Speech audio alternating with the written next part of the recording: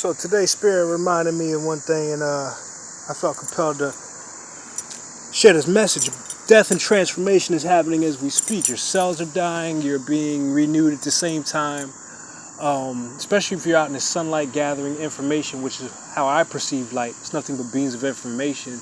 And proof of that is nature. The trees, they have no choice but to be outside during whatever weather. And these are a gathering of intelligence. Each leaf is like a computer chip to me. But that being said, today along the road I found this. And I'm always coming across things like this. Live and dead, of course, quote unquote. But this reminded me that everybody is on a journey, everybody's on their path, blah, blah, blah, right? Some people don't get past the caterpillar in their lifetime and they have to come back and do it again. Some people reach this butterfly stage, but that's not the end. And I see a lot of people who swear they're conscious, or maybe they are conscious or whatever, they're aware, and then they stop. And then this is what happens. This is like how their journey ends. They become a butterfly, and then pow, you know what I mean? That's it for them.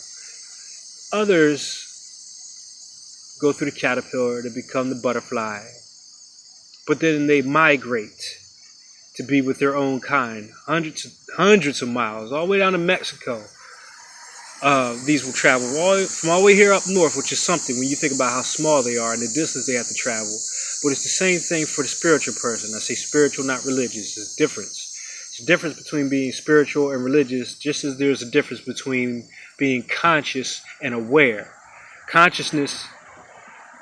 Enlightened and aware. Awareness is just being, conscious. You know something's up, you know something's going on. Being enlightened is more of a self-realization. It's based on personal experience that you've had with things that people might say don't exist or maybe strange or whatever, but those are your experiences. So this is what this butterfly has reminded me of, and to convey that message that there's never an end unless you choose there to be an end. Like if you want to get trapped inside of a box of some kind of dogma, then that's where you'll remain until you grow out of that stage, until you grow out of that cocoon. And then even if you reach this stage, there's still many things you have to go through on your journey. You just don't have to crawl anymore. You know what I mean?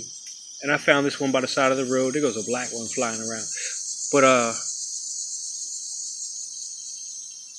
must have been hit by a car or something at respect. It hasn't been eaten or touched or anything, so it just happened relatively quick. And it caught him in downstroke, you know what I'm saying, as far as the wings. And this is how it transitioned. So, little wisdom for the day. Maybe you can pick something out of there. Maybe you can't. Phoenix, signing off.